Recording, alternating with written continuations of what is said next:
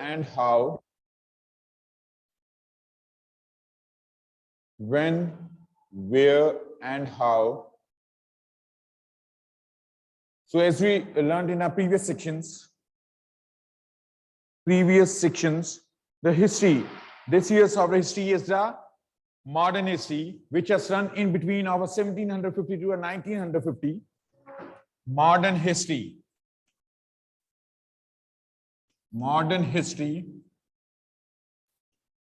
1750 AD to the 1950 AD. 1750 AD to 1950 AD. So, as we discussed earlier, the trade of the Indian subcontinent with the outside world grew.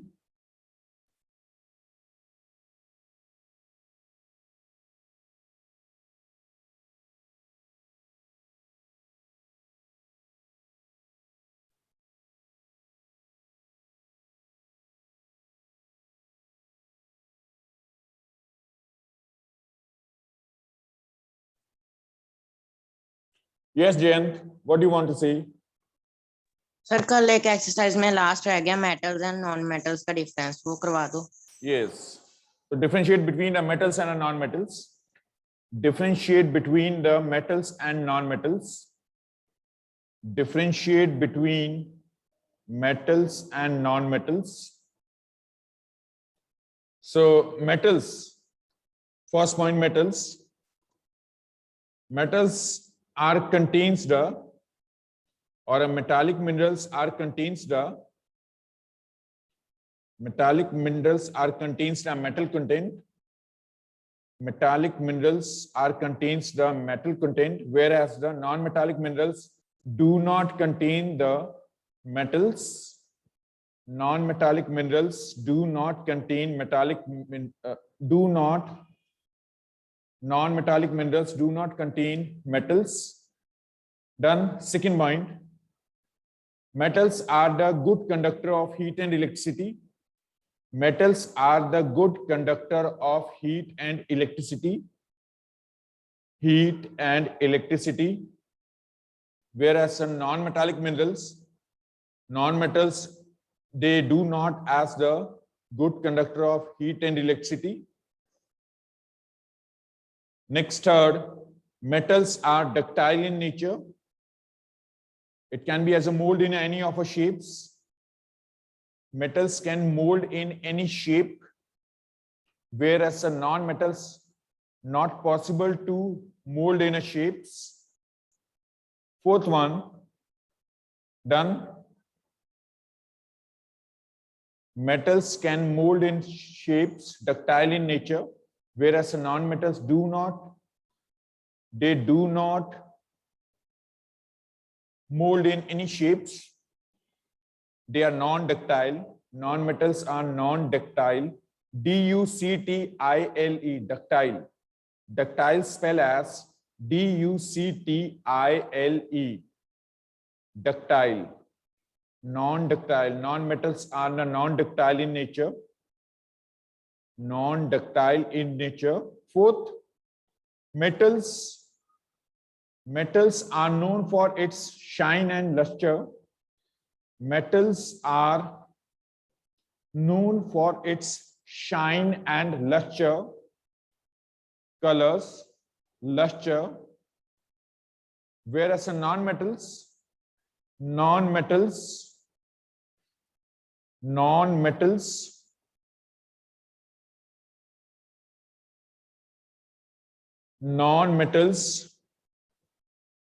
are generally, non-metals are generally found in, non-metals are generally found in,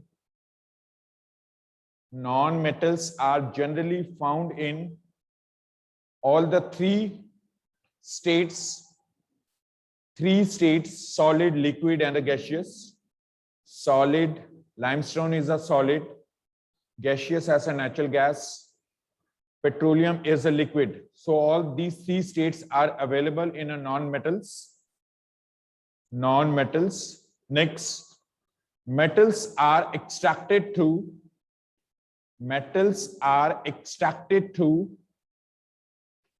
metals are extracted through different types of rocks: igneous, metamorphic, and sedimentary.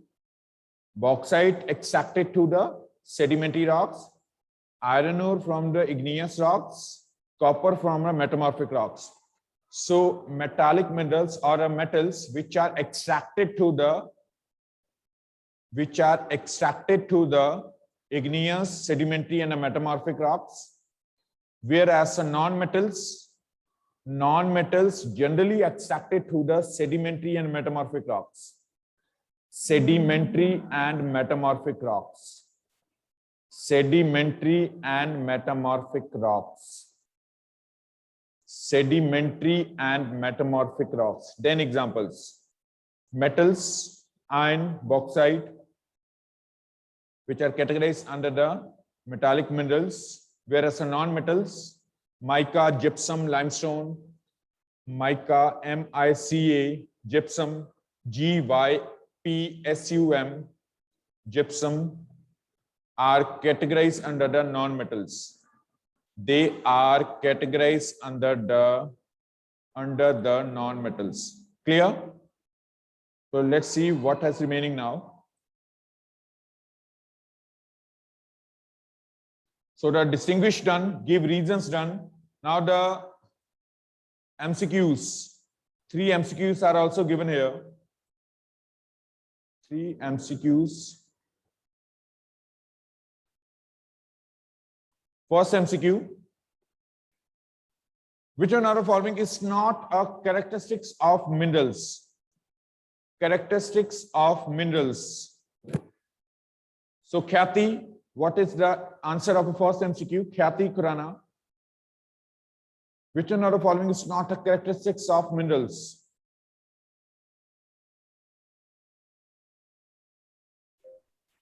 Khyati.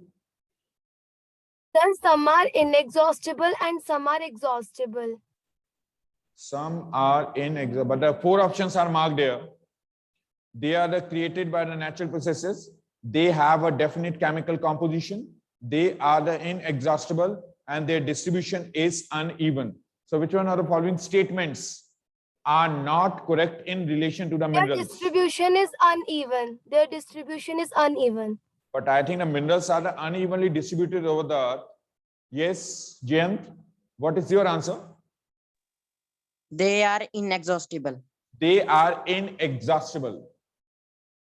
Minerals are the exhaustible in nature. So they are inexhaustible is an incorrect statement in context of a minerals. Incorrect in context of a minerals, because minerals, as we read at the earlier, minerals are the naturally occurring substances. Nature has resulted the formation of a minerals. First statement is correct. Minerals are having as a definite chemical composition. That's why we distinguish them as from iron from the bauxite, copper, mica, because of their chemical composition. Second statement is also correct. Third statement, they are inexhaustible. Inexhaustible means those resources, those materials which can be used and again. But most number of minerals are exhaustible. They are exhaustible in nature. We can't use again and again. After they use, they finished, they vanished. And the fourth one, their distribution is uneven. This statement is also correct because minerals are not equally distributed over the earth. Khyati, can you tell me which mineral has found in your state, Punjab? There is not any kind of a mineral has found in Punjab. So minerals are unevenly distributed. Jayant is correct. Option C is a incorrect statement in context of minerals. So the next statement, next question, which one of the following is the leading producer of copper in the world?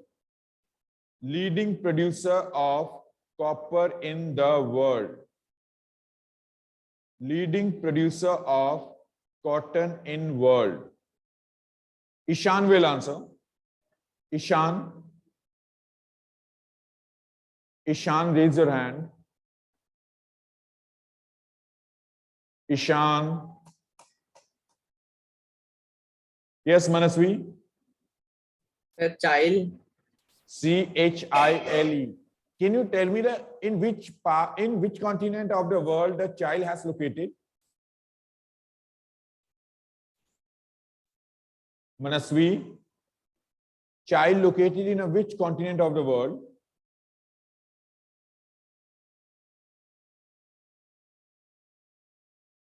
Manasvi.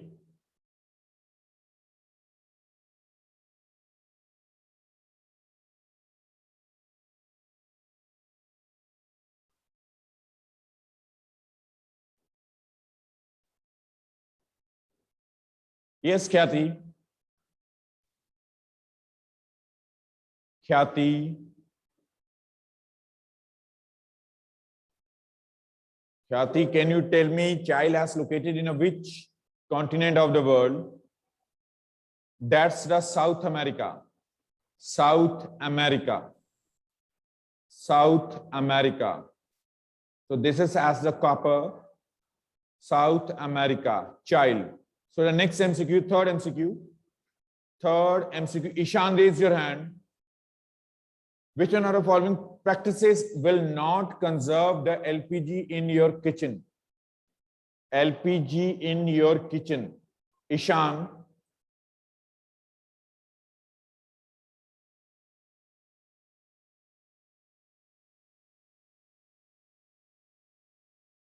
Ishan. Wait. Ishan, raise your hand. Ishan or Sarthak Arora, both. Ishan and Sarthak Arora, both have to raise their hands. Third MCQ is here. Ishan and Sarthak Arora. Which one of the following statements are not correct in relation to the conservation of LPG? Conservation of LPG. Answer of that question is soaking the dal for some time before cooking it. Second is cooking food in a pressure cooker. Third is keeping the vegetables chopped before lighting the gas for cooking, and cooking food in an open pan kept in a low flame. So third option, it has not associated with the conservation of LPG because it has leads to the wastage of LPG. Wastage of LPG, keeping the vegetables chopped before. Sorry, wait.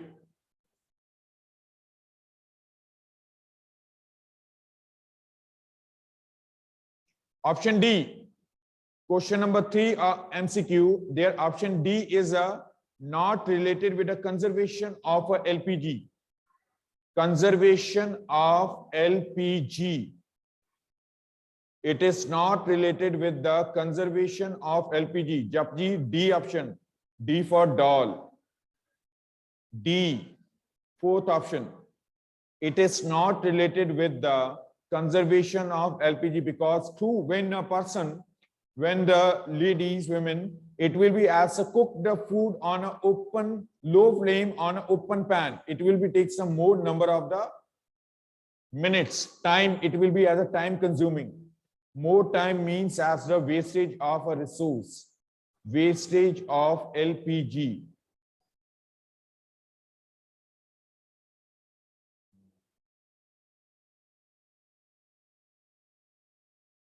Yes, Pragati having as a doubt.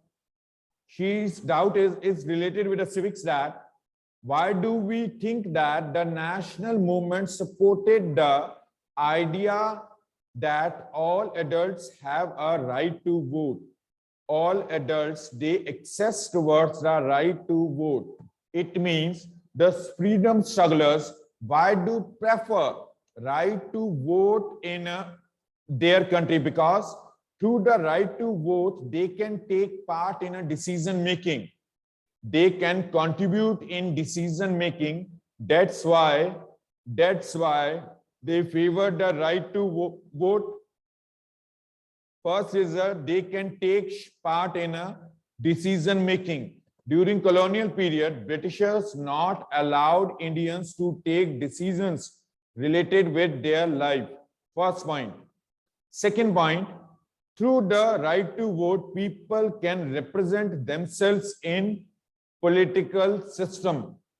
They can represent themselves in a political system.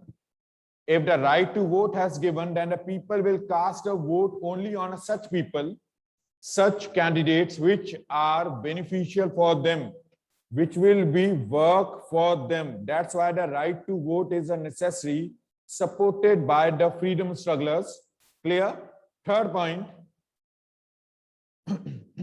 Now the third point. Through the right to vote, people getting as a political representation. They can represent themselves in politics. They can represent themselves in administration. Second question is, why do we need parliament? Why do we need parliament? This is as a second question. A full-fledged chapter. Why do we need parliament in India? Pragati, in our country, there is the indirect form of a democracy is there. Indirect form of democracy. It is generally has accepted. Why? Because of our large population. There are the two kinds of the democracies exist in a world. One is a direct democracy. Second is an indirect form of democracy. Direct form of democracy has possible in such countries where population is a lesser occur. Less population through which as people are participate in a decision making. They are the makers of a law. But this condition is not possible with India, where a large population, near about 130 crores of population, can't take the decisions. It can't take the decisions. So for taking as a decisions related with the country means making of a law, we need some representatives and limited number of individuals which will represent the rest of the population. That's why we opted a parliament. We opted a parliament. Second point, parliament given as opportunities to the people to represent themselves in localities, to represent themselves in constituencies. People are electing the such of the candidates in elections which are responsible for them. So that opportunity has given to the parliament. That opportunity has given by the parliament. Parliament has consisting as a law-making agency. Parliament is consisting as the law-making agency. Law-making agency which has given as a political representation to the people. Political representation to people has given by the, it has given by the parliament. It has given by the parliament. Next, third, people can take decisions regarding themselves. People, they can take as a decisions regarding themselves through the parliament. They basically elect as such representatives which are answerable and responsible for them. Which are answerable and responsible for them. Clear? Fourth point, through the parliament, people elect their representatives. Through parliament, people, they can elect their representatives, which helps to form the government. Which helps to form the government. In parliament, the all representatives together control and guides the government. All representatives means the ruling party and the opposition party. The role of the opposition party is crucial in a parliament which has restricted the powers, of ruling party, which restricted the, parts of ruling party. Clear? Ruling party. That's why the parliament is a necessary in India. In India. In India. Any other query? Anybody? Any queries related with the geography, civics, history? Any questions? Let's start the first chapter of history. When, where, and how. So, Britishers which came to India in 16th century in a form of an English East India Company. English East India Company, that trading company which set up their trade relations with India after setting up the industry. That company in England in 1600. The approval related to the formation of English East India Company, English East India Company, it was given by the Queen Elizabeth I. Queen Elizabeth I in 1600, in 16th century, given as an order to form as English East India Company and set up the trade with India. Set up trade with India after the approval given by the Queen Elizabeth I, the monarch of England, which approved. Clear? The beginning, the real beginning of our colonization in which as a powerful country has ruled over the poorer country to exploit their resources for their well-being. Exploit their resources for their well-being is generally known as a colonization. So in a process of a colonization, Britishers, they made India as their colony. Britishers make India as their colony. Why colony? Because they use that country as their temporary settlement. They basically control over India to exploit their resources for their beneficial. Exploit their resources for their beneficial. So in this process, the Britishers, they started as a colonization process in Asian and African countries, which were at that time as the poorest, which make as a possibilities for the easy to control and influence their political, economic, social, and cultural aspects of the society. When Britishers came to India, they influence and control their subjugation over the Indian subcontinent and influence the political, economic, social, and cultural changes in India. Cultural changes in India.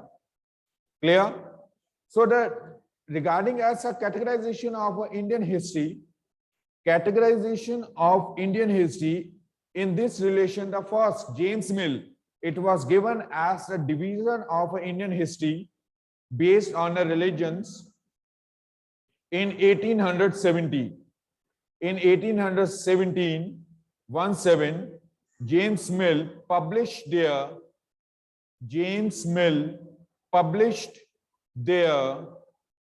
book. In 1817, James Mill published their book, The History of British India, in which James Mill, he marked the British period as the glorified the British rule in India, and before of the British age, he considered as a dark age. Before of the advent of the Britishers, the Indian history was considered as a dark age. Why? Because at that time, not any of the significant changes were occurred in Indian politics. Whole of the India divided into the smaller provinces, smaller princely states. Such states were administered by the rulers. States were administered by the rulers, and these states were regularly having as the disputes with each other through which they try to control over the territories of each other. These countries try to control over the territories of each other. While the Hindu and the Muslim periods were identified by the James Mill with everything that obstructed the growth of Indian society, the British period was seen as the dawn of a modern civilization characterized by the progressive values. In a modern history or a British period, a number of changes took place that completely transformed the Indian society.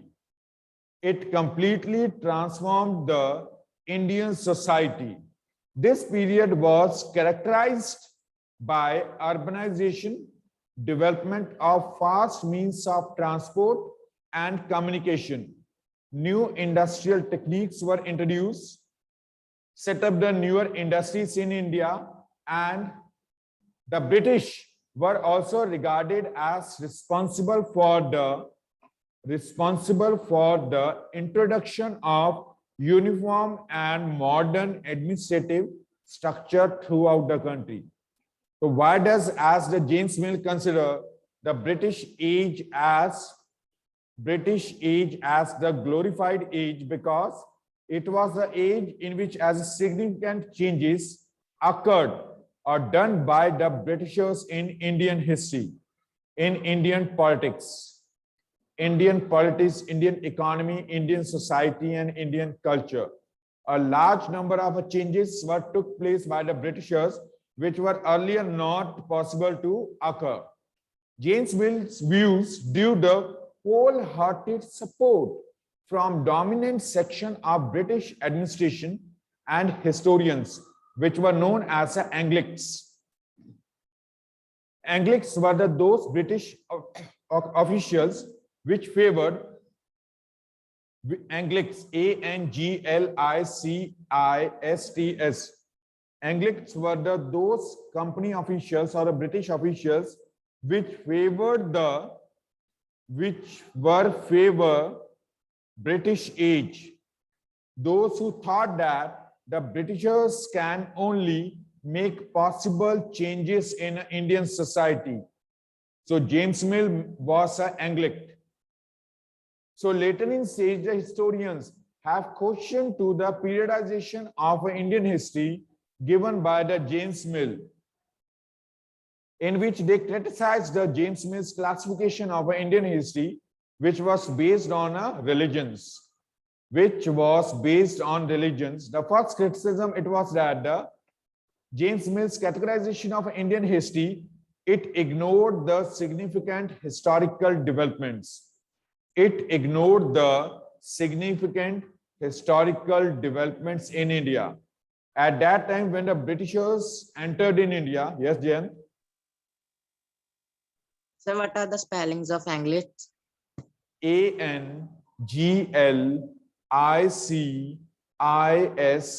Anglicis. Anglics.